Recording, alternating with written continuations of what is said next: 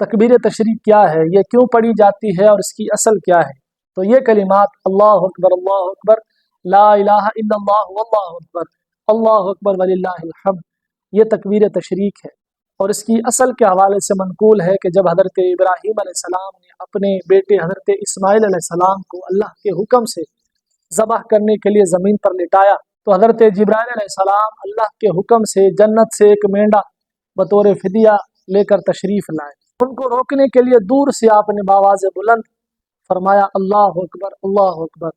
یعنی اللہ سب سے بڑا ہے، اللہ سب سے بڑا ہے۔ حضرت ابراہیم علیہ السلام نے جب یہ ندا سنی تو آپ نے اپنا سر آسمان کی طرف اٹھایا، اور آپ سمجھ گئے کہ اللہ کی جانب سے جو آزمائش کا وقت تھا وہ گزر چکا ہے